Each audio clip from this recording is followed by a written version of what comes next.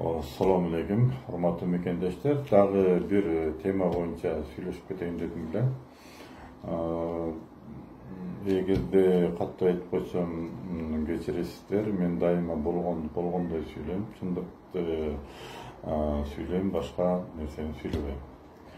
Ошон үчүн мен бүгүнкү күндө эбегейсиз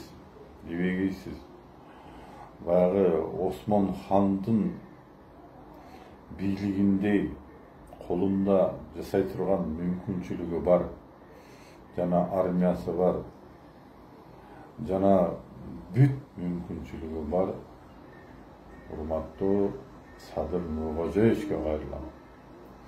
Садыр Нуркожоевич, мен элдин атынан деп айта албайм, себеп дегенде мен өзүм үчүн гана жооп берем.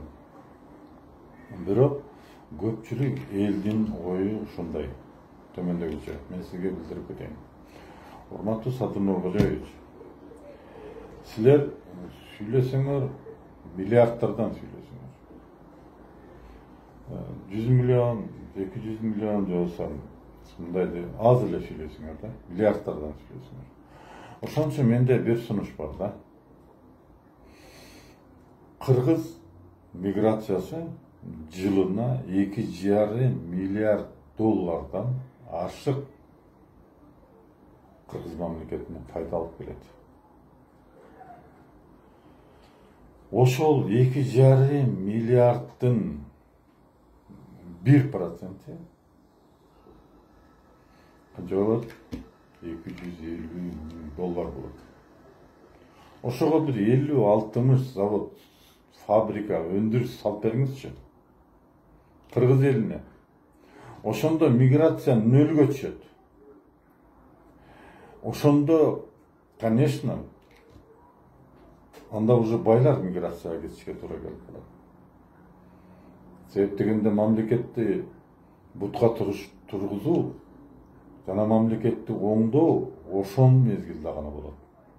Себеп дегенде бүт эл Кыргызстанга чогулат. Чогулганда эмне болот? Суроо пайда болот. Суроо пайда болот. Анан аткаруу пайда болот. Анан жоопкерчилик пайда болот. Bundan siz коркпоңуз. Эл буну менен сизге гана жардам берет. Садыр Нуркожоевич. Эми барды барда айтыш керек. Сизден башкалар көрүнүктүү эле, билүү эле колунан эмне келет дегенде кылып туруп, жеп тонуп элдин оюн менен эсептешкен эмес. Но аларга салыштырмалуу сиздин сөзүңүз бар, аракетиңиз дагы бар. Бирок эмнегедир өтө секин болуп атат. Ошол секин кыймылдаган жерде ошол элдер өзүнүн элине келгенден кийин мындай кылып иштетет да, мындай кылып иштетет. Билесиз да? Ошон үчүн мигранттардын бардыгы өз жерине келиш керек. Ал эмне менен чечилет? Сиз бирөөдөн карыз албаңыз ага. Сиз башка бирөөлөрдөн акча издеп жүрбөңүз.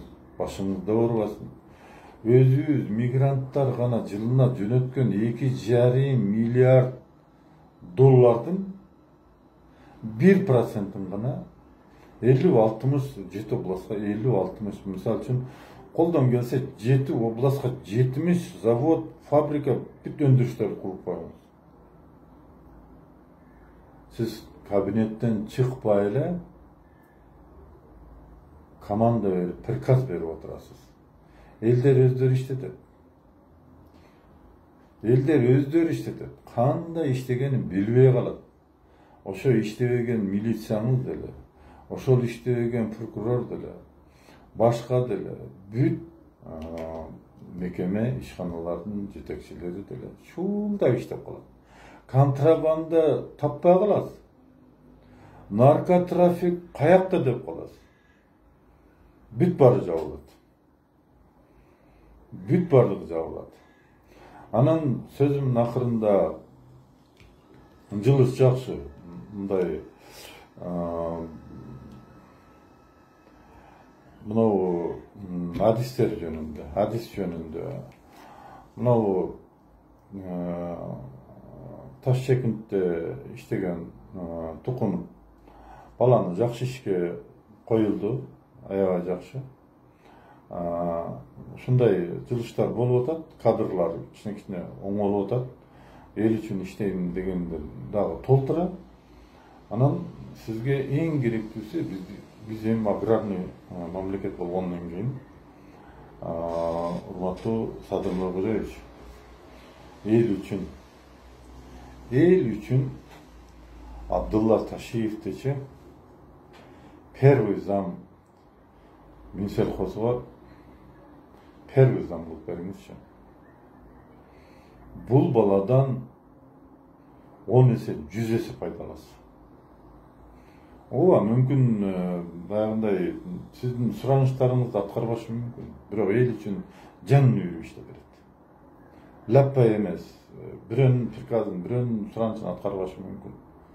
Бирок баягы силер гендерный деп коюп атпайсыңарбы?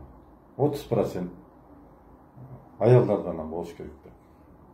Эми ошон сыңарындай кустрация дегенди киргиздиң, ошондой сымал эле ошо патриотторду дагы аралаштырып коюңузчу.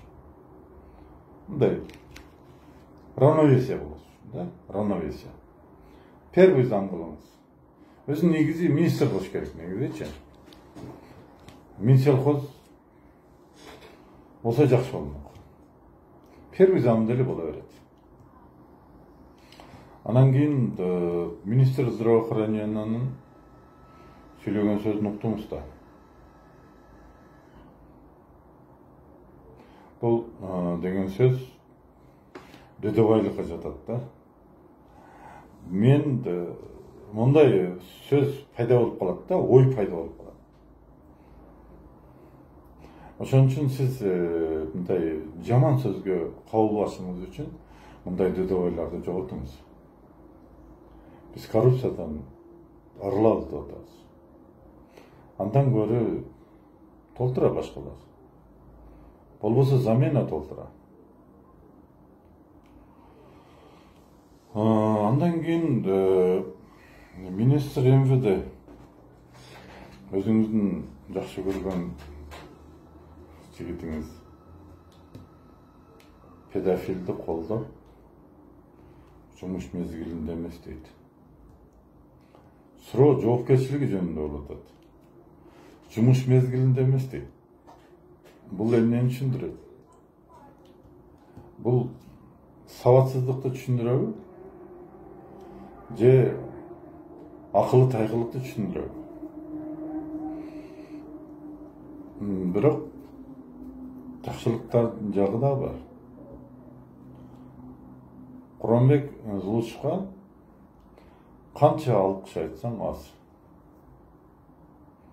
Канча алкыш айтсаң аз. Анан кийин мурда бир айтып кетти эле, кимдер жакшы колдободу эле негизине. Бирок мен казинону колдобосом дагычы, Садыр Нуркожоевич, мен Акылбек Жапаровдун бир идеясын колдойт элем. Ар бир областты, ар бир күчтүү мамлекеттерге берели, ошолор шефствого алып, өздөрү ошо областты оңосун дейт да. Бул өтө жакшы нерсе. Бирок аны кабыл алганда аудиттер жакшы иштеш керек. Канчалык бааларды завышенный кылды. Эми андай мамлекеттер андайга барбайт деп ойлойм. Биздин коррупционерлерге аралашпайт дейм. Биринчи жагы. Экинчи жагы, биздин жемекорлорго оокат жок болуп калат да. Ошондо ар бир 7 областты, эми Бишкек менен кошкондо 7 област болуп калат. 7 күчтүү мамлекетке, Орусияга эмес, Европа мамлекетине берсек, бизде бүт бардыгы. Швейцария бизге суктанат. Mezgilinde aferist, uğru, korrupsioner Акаев айтчы да, елді алда. Мен Құда қаласа екінші Швейцария қыламын деп. Жоқ. Сіз егер де ошоны Акылбек Жапаровдун идеясын колдоп ишке ашырып берсеңизчи, Швейцария суктанат. Биз кыргыздардай болушубуз керек деп. Ошого чейин оңолот эле. Эми бирок элдер бир топ туура эмес түшүнүп атат.